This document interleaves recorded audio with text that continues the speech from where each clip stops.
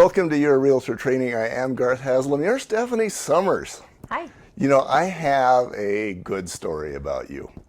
And you're actually here because I'm arrogant. Okay. Yeah, and here's why. I guess it's probably true that all or most home inspectors are arrogant. They all think they're awesome. They all think they're better builders. They think they're better inspectors. They think they're probably taller and sleeker and better looking than everybody else. And so naturally, I fit into that role quite well. But you know, I've been doing inspections for 24 years now, and I'm under the impression, whether mistaken or not, that I have all of the best realtors. Okay, and here you come in year 22, and I'm thinking, she's awesome. Where's she been? You know, I think, wait, here's a realtor that hasn't been working with me for the last 20 years. So I actually go to you and say, hey, I see that you're awesome. I want to work with you. And, you know, we've done a couple of deals, and you know, I just keep seeing things that I respect. And so as a result of that, you're here.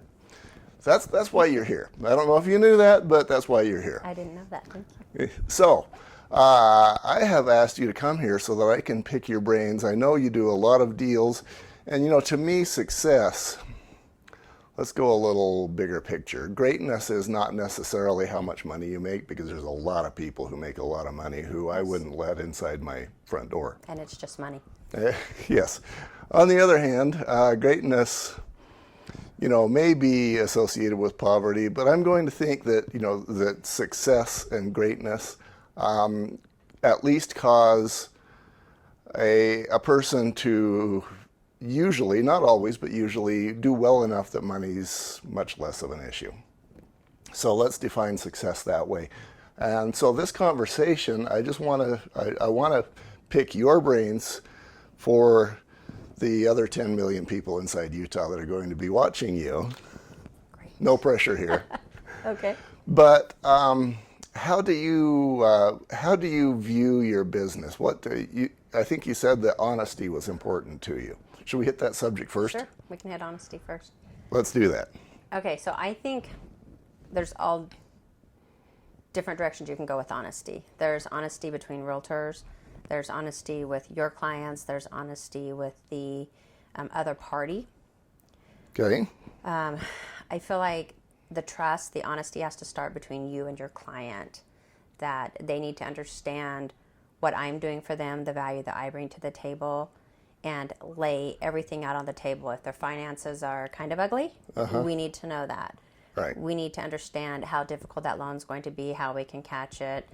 You know, I have seen, and now that we're going down that road, I think that's probably what drew you. There are certain realtors that I see where you just get that they're being honest. And to me, I go to a scenario from back in the 90s where there was a realtor that was doing very well, and he was trying to teach somebody else how to do it.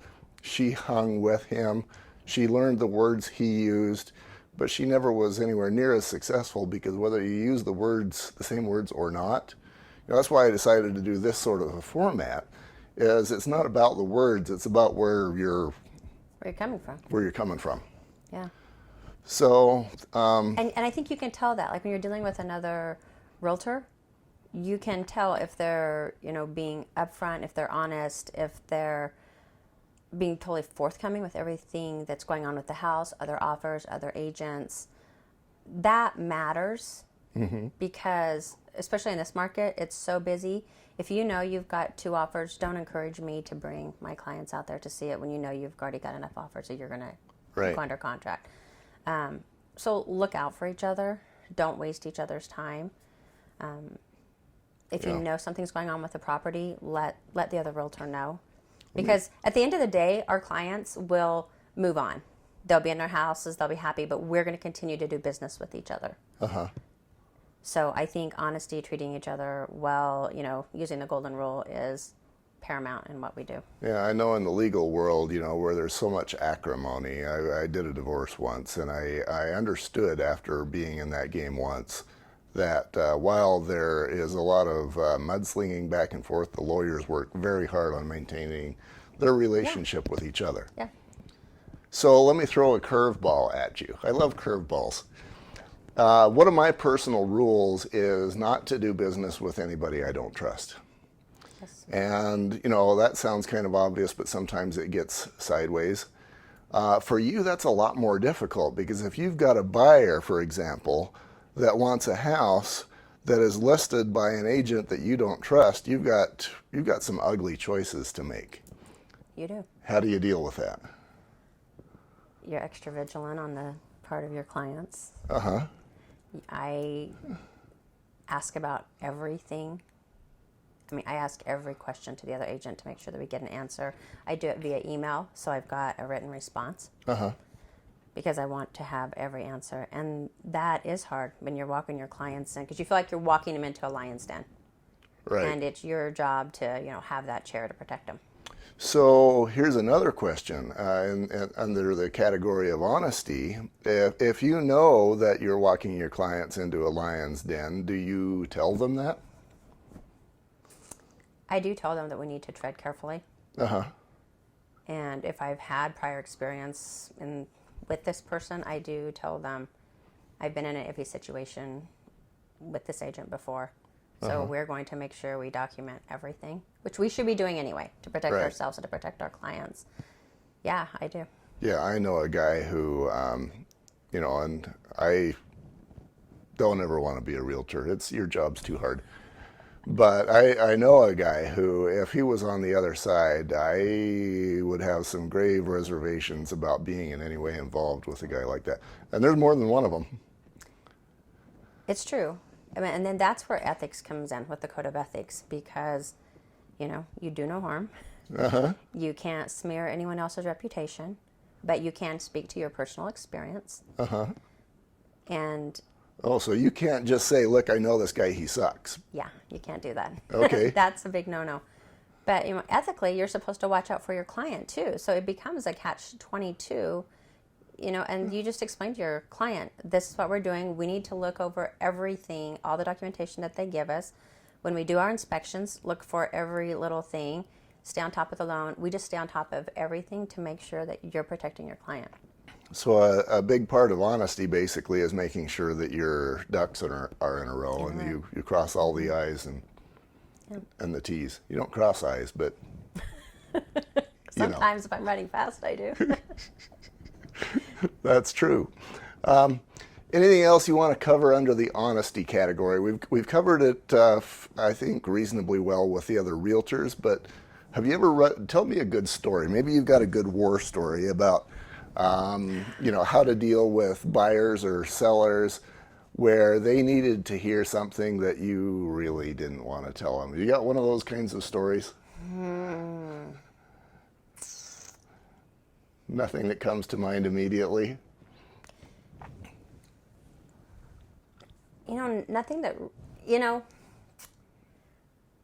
I know of situations that I think would impact the families, but it's things that we're not specifically, to divulge, because it says on a buyer due diligence form, all these different things that you can look up to protect yourself for due diligence. So if I know that there might be an issue that let's say I know a pedophile lives in the neighborhood, I will tell them, make sure you read your buyer's due diligence, specifically this paragraph, so they'll know maybe what they should look for. So you're saying you're saying that you should make sure they read that rather than just tell them a pedophile lives in the neighborhood. Because there's certain things that we're not allowed to. You're not allowed to actually say a pedophile lives in the neighborhood. But this is part of their due diligence. Schools, we can't steer someone to a neighborhood. We can't steer them away from a neighborhood.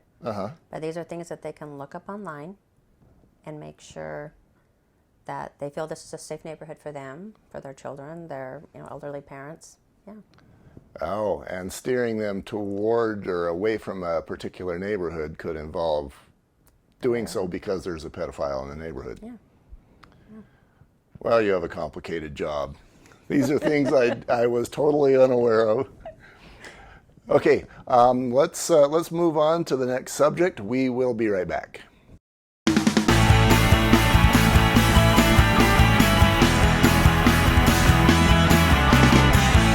welcome back. Stephanie Summers, how to, as you showed up today, you were talking about, I guess you're running into a lot of conflict. This time around, usually it's me, but Sometimes it is. but in this case, it's not the home inspector, it's the appraiser. You get conflict. It's kind of part of your business, right? Yep. So, how do you resolve it? This is probably the reason why I'm not a realtor. Is the whole thing is just. You always think the next market is going to be better. When you're done with short sales, it's going to be a great market. Everyone's going to buy and sell and be happy. But the problem we're running into now is that our market has changed so much in the last 3 months and even in the last 4 weeks that we're having issues with appraisals coming in low, not staying up to speed with what's actually happening in the market. So it's a problem because appraisals are done in arrears. They have to use old data and not make projections on where the market's going. Right. So this week I've had 4 appraisals come in low.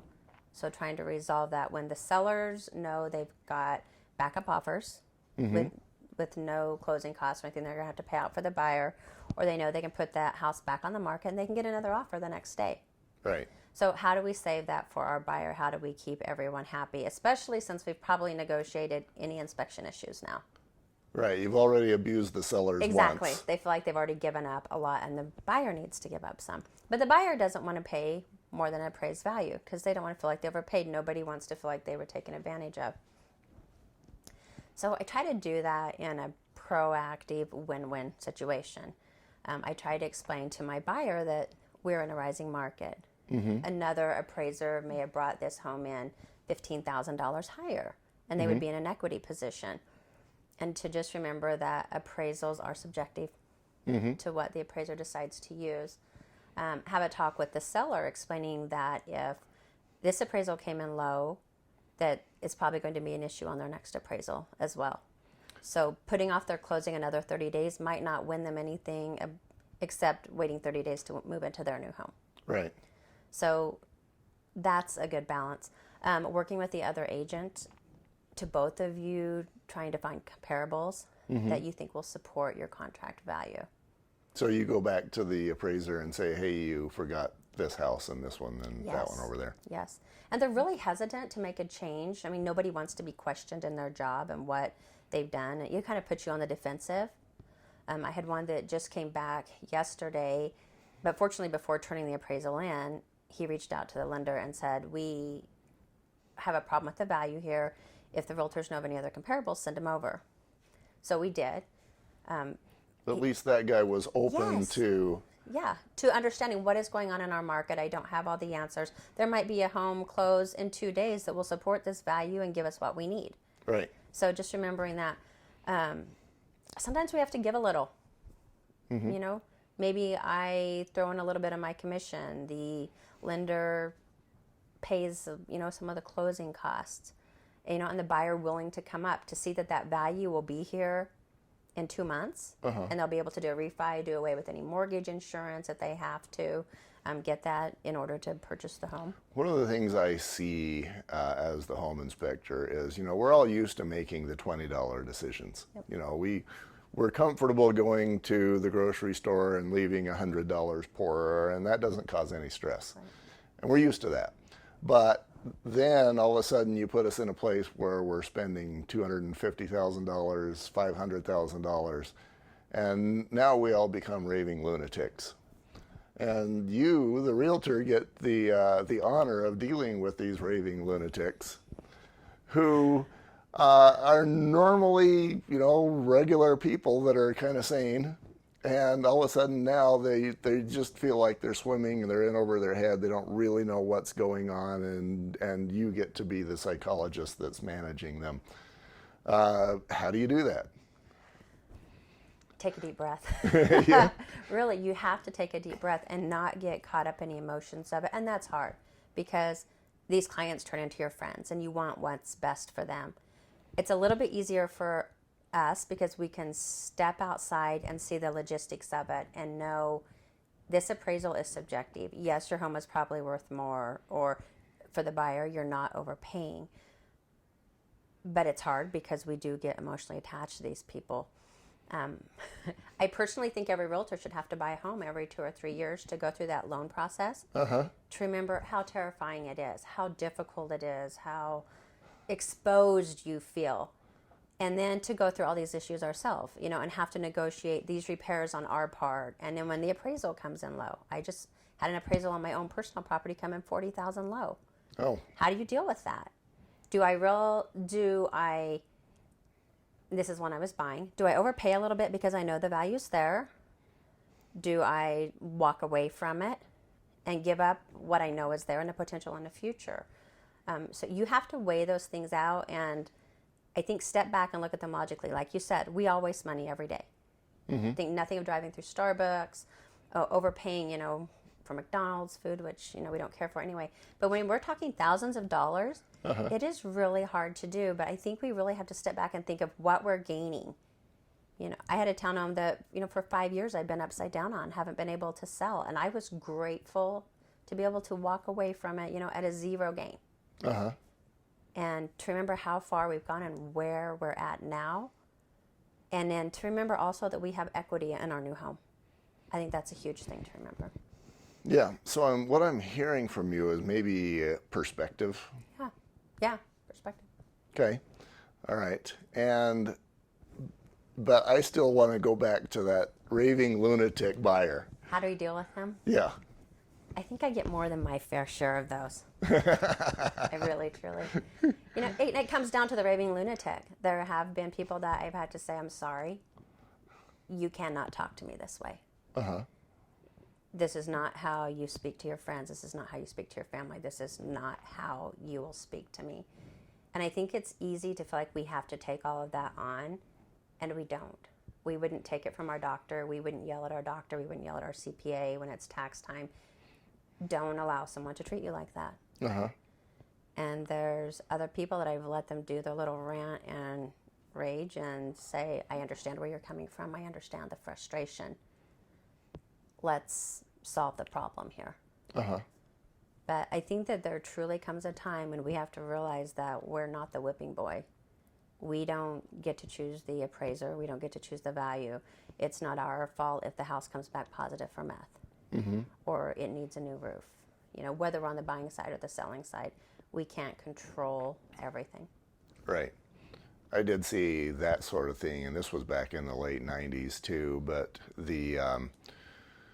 I was a fairly green inspector, and at the time nobody really knew what an inspection was, and I just flat out missed it. There was a big old tree that was about, 2-3 feet in diameter that was too close to the foundation, and it had pushed the foundation in, I'm going to say, an inch or so. And at the time, I just didn't have that on my radar, of what are trees doing to the foundation. I was looking at the roof, Okay. I was looking at the wrong set of things. And so, of course, I got the call from the angry guy, and I've since patched things up with him. I actually bought a diamond ring from him for my wife.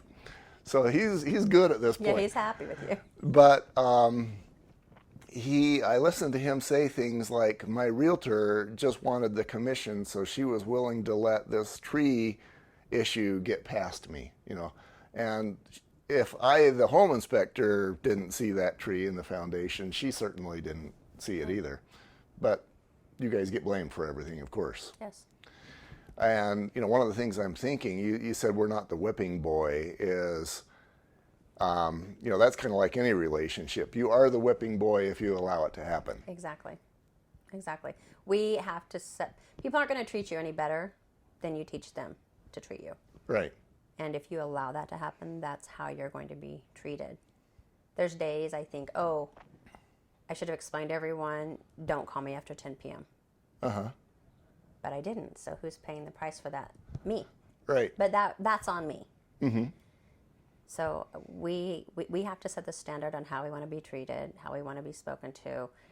When we want people to call us, I don't think we should be unreachable. Right. I don't think we should set ourselves up on a pedestal that we're, untouchable. Yeah.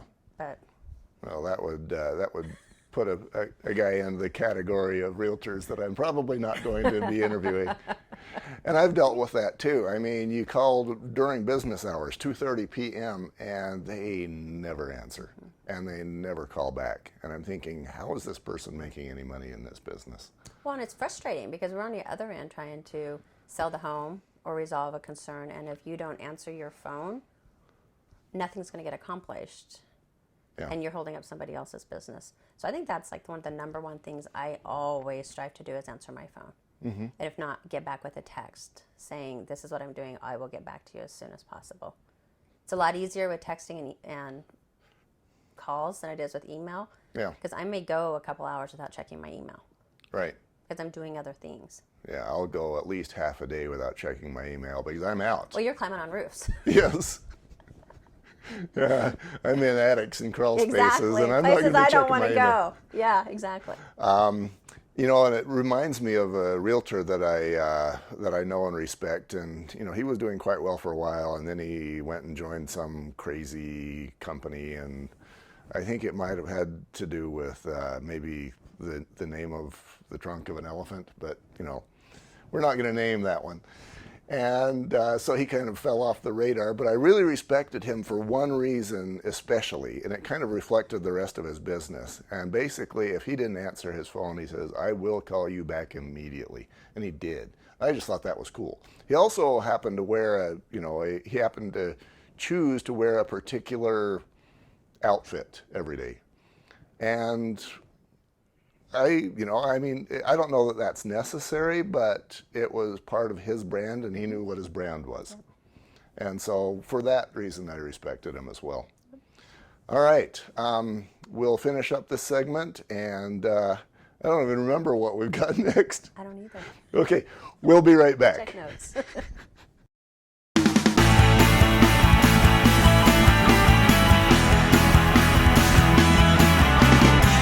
Let's talk about how you help your clients, and this is going to be a weird thing to say, but how do you help your clients know what they are looking for? I keep hearing stories from pretty much every realtor on earth about how clients who qualify for a $150,000 home want to see the $350,000 houses. And, you know, this is one of the common complaints I hear. So That's difficult because once you see the $300,000 homes, this $150,000 home is never going to fly for you. Uh-huh. So the very first thing is to talk about their expectations. And I think the easiest way to start that out is, where do you need your house payments to be? Okay. So if they don't know what they qualify for, they know what they feel comfortable paying. Uh-huh.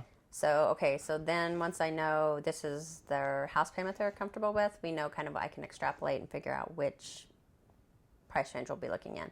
Next step is we have them talk to a lender, so we make sure that they are truly qualified for that. Some people, even once they're qualified, have a hard time knowing if they want to be in a single-family home or if they want to be in a townhome. Mm-hmm. So then we find out, how much time do you want to spend mowing the lawn? Do you have get-togethers? Exactly. Would you rather be out riding your bike? Do you want to be close to the city where you can go shopping? And you can go to like the symphony or concerts or the mall, or do you want to be close to ski resorts? If that doesn't matter to you, do you want to be out in a rural setting? Do you want space between your neighbors? Mm-hmm. That sort of thing. Do you have big family get-togethers? Do you need parking? So talk about what their needs are as a family. I do relocation for a company that most of the employees come from 2 other states, so they don't know what they're walking into here. So find out a little bit about the people, what their interests are, what their price ranges are. And then we'll go to some different areas. Mm-hmm. And we'll let them see what it's like. If you're a little farther south, you get a little bit more space in between homes and what you get for your money. And then we'll go to like mid-county, and then we'll go up to north and out to Eagle Mountain, Saratoga, and let people see this is the price range, what you're getting for that price range. Let's say they're looking in a 300 range. So you can compare the different areas, what you're getting. And then we start looking at homes. And what I have them do is I give them a copy of the listing so they can see what the home offers. And I give them each a pen and they take notes. And once we've seen 2 homes, we rate them on a scale of 1 to 10. 10 being your ideal house, 1 being, this, I don't want to live here. And once they've seen 2 homes, then they can start their comparison. Mm-hmm. And then anything that's not a 7 or above, we ditch at the end of the day. was a little bit easier when we had time to find homes, but right now when homes are going so quickly that when we're done looking at home, we do a quick ad, which is your highest. Okay, you've got one that's a 9 and one that's a 7. But then we weigh out what's on the 9 and what's on the 7 list, and maybe they didn't like the colors in this one, or they thought the house needed some work, but it had everything that they needed. It might win out over the 9 that had the colors and all the upgrades that they wanted, because they know they can add this into their 7 home, maybe get a little bit better deal, and it fits their needs better. Yeah, it sounds like you spend some time not only querying but educating the clients so that they understand that you're not just going to sell them a home. One of the examples that comes to mind while you were talking is I heard about an agent with actually a pretty big name. I think pretty much everybody in the area knew who she was, but one of my buyers said that she would take them to the homes that she listed. And maybe it's because she wanted to prove to her clients on the other side that she was getting showings. But they qualified for $150,000 house, and she was taking them to $600,000 homes. And cry foul. So who's happy with that? You're wasting your own time. You're wasting your client's time. You're frustrating them because they know they can't afford these homes. You've put the seller out to leave the home to show. So how is that a win? Yeah, and it only is a potential sliver win in that I'm showing my listing like I promised. Yeah. And that's an empty win. And yes. These particular buyers that I was talking to, they fired her. So that's not a win at all. That's not a win at all. And if we have an obligation to our clients. If she was a listing agent, she has an obligation to show qualified buyers. Right. Not any buyer. And to her buyers, she had an obligation to show them homes that they're qualified for. Right. Unless she knew they were right on the cusp and it was so close and there was a possibility they could bring that together. That's a colossal waste of time. Yeah. For everyone. And, people like that, she's out of the business now, and I have to wonder if that's a part of the reason for it.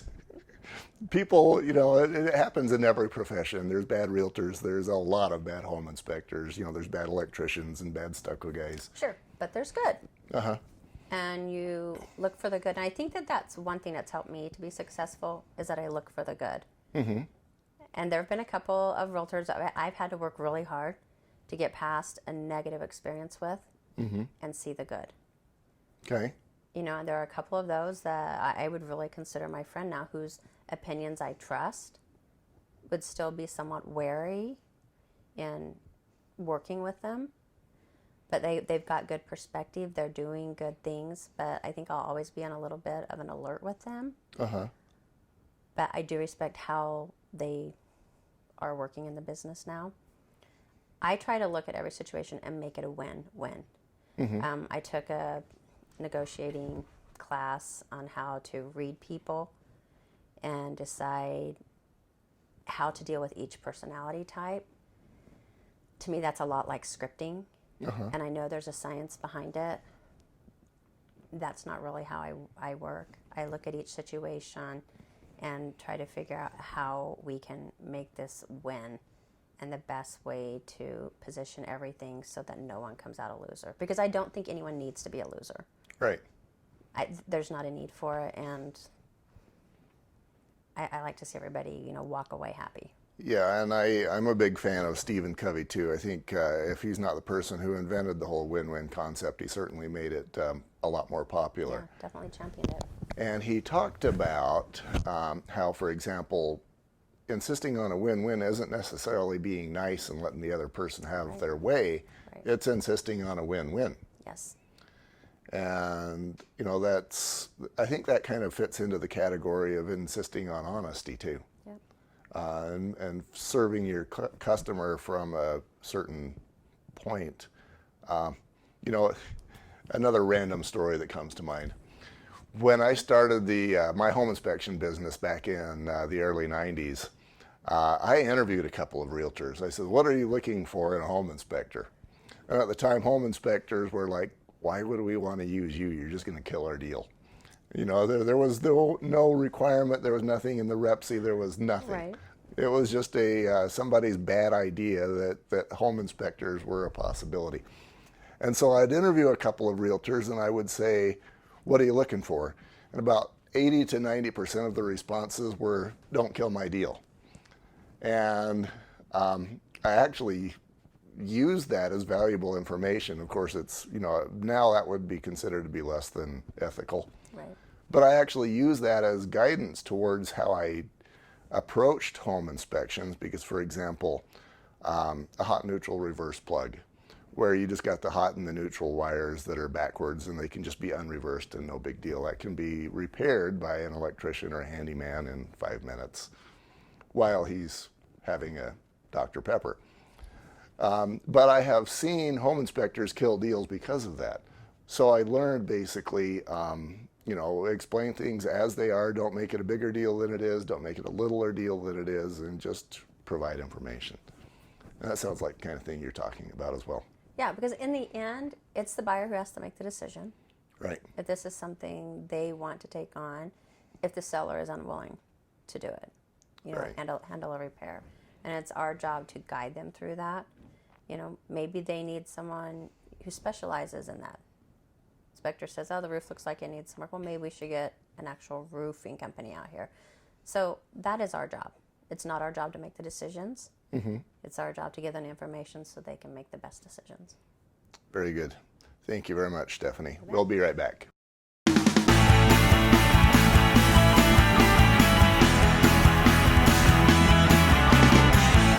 Welcome back, Stephanie Summers. I heard you mention earlier that your customers become friends, your clients become friends. Yes. And that told me something. Here I am smacking my microphone. Because I know some realtors, again, where their clients, once they did the deal, the last thing they were ever going to do is deal with that person again. So somehow you've got the magic sauce where you turn your clients into friends. And I'm thinking that's awesome because, not only have you gained a friend, but you've gained somebody who's going to call you again 5 years from now. They're going to refer grandma to you and cousins, uncles, brother-in-law. So what's your magic sauce? How do you do that? What's your approach that causes you to turn clients into friends? I think I'm just lucky and get great clients. I think I'm lucky that they choose me as a friend.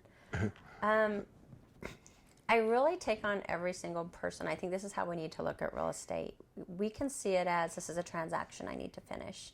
Mm-hmm. And it's a transaction and we need to look at everything logically. But at the same time, everything we do as realtors impacts people. It's one of the biggest decisions of their lives. Kenny Purcell likes to say, doctors take care of you and they send you home. We're realtors, we bring you home. And that's nice. I love it. Because that is what we do. And when people are buying a home, selling a home, it's a life decision. Are they downsizing to be near family? Are they upsizing to bring elderly parents home? Are they are they adopting? Do they have children moving away? Are they moving cross country? Are they, what is their situation? And feel how we would be in that situation. All of us have moved at some point in our lives. And just the uncertainty that comes with that, whether it's setting up utilities, finding schools, finding daycare, jobs. My kid's a wrestler, we want to go to a school that's got great wrestling programs, that sort of thing. So trying to make a good fit for that family and going that extra mile. And I don't always know the answers for everything for my clients, but I will always try to get them. I think if they know where your heart's coming from, that's probably better than having the answers anyway. Yeah, and they know that I'll try to get it, and I will do everything I can for them. But at the end of the day, I may not have every bit of information for them. There may be bumps along the way, but I'm there with them. Mm-hmm. I also have events, so I have an opportunity to interact with my clients one-on-one outside of a real estate setting, where I never even bring up real estate, never. That's something I was going to ask you is one of the stories I did with the guy that's the marketer as part of the CE training. He's a football player. And one of the raps, and I don't know if it's true or false, but it was the story that was being permeated, is one of the reasons why his coach is no longer, or why he didn't succeed, is because after the players graduated, he was done with them. And again, I don't know if that's true or false, but that's what is being said. And it was a golden opportunity for me. You probably remember the Covey kid who played for the U? Fast. And he destroyed Team Blue. And he would have gone to Team Blue if, and again, this is the story, I don't know if it's true or false, but he would have gone to Team Blue if he would have been remembered after he graduated. Right. So that was my question to you, is how do you keep in touch with these sorts of people? I'm not fabulous about a touch system like we're taught to do. We're told that 33 touches in a year is the magic number. That's a lot of touches. It is, and you can do email or regular mail. I'm not fabulous about that, but I have a few big events. I do an Easter egg hunt, which is probably my best event. Really inexpensive, but each year I've got a core of probably 12 families that come every year. And then I get my new clients that come and kids that get older, so those families don't come. But it's a great, no-pressure situation where I can talk to each family while we're waiting for the egg hunt to start, answer questions. We just did it this week, and we have 2 people who are ready to sell their homes and someone else that's ready to buy another one. So no pressure. We do a swimming party in the summer. Nice. Yeah, we do a breakfast with Santa. Nice. Just like very low-key things that are for families. I'm looking for things that are, just more adult-oriented. But I know me having kids, it's easier for me to bring my kids so I have them and it's time that we're together versus they're with a sitter, for 3 more hours while I go do something else.